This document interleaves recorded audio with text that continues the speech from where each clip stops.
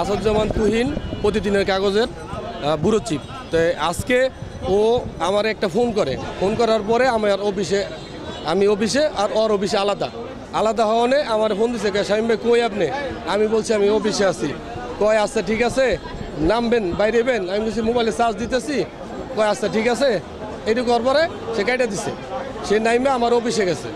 যাওয়ার পরে অফিস থেকে আমি আবার বন্ধ করিয়া আমি বের হইয়া দুইজনে আসছি।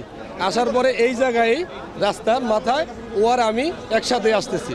এর মধ্যেই মহিলা আর কয়েকটা ছেলে একজনরে ধাওয়ানি মারছে। সে 27-60 গায়ে ধাওয়ানি দেওয়ানে সে ওই দৌড় দিছে, ওই ধরনের স্যান্ড বাইর করছে।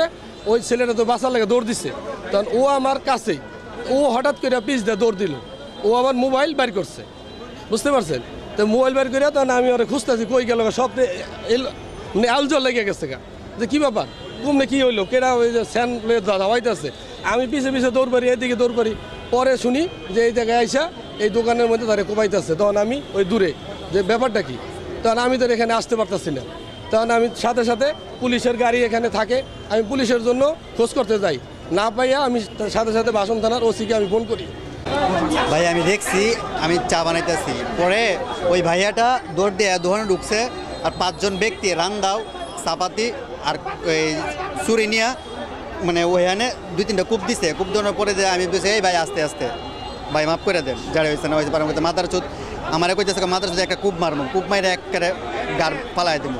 পরে আমি আমার মতন মানে ভয় পাইয়া আমি মনে করি নিচে মানে থমকাই গেছে আর কি।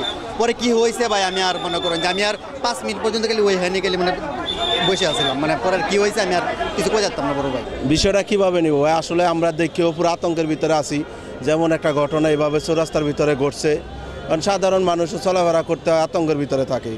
যেমন সে নাকি পেশাগত একজন সাংবাদিক, সে ওই দিকে থেকে দৌড়ে আসছে আত্মরক্ষার জন্য, এখানে আইসে, এখানেও তার রেহাই পাইল না। শেষ পর্যন্ত তারা খুনেরা তাদের খুন কইরা চলে গেছে। আসলে এরা তো সঠিক তদন্ত কইরা যারা এটার সাথে জড়িত ছিল তাদেরকে আইনের আওতায় আনাই আমি সবচেয়ে ভালো মনে করি।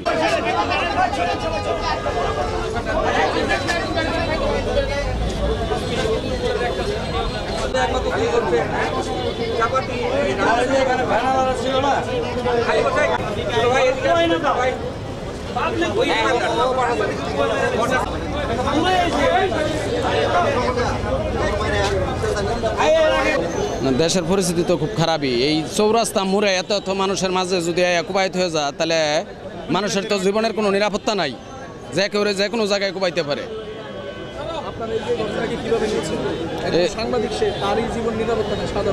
সাধারণ মানুষের কি নিরাপত্তা?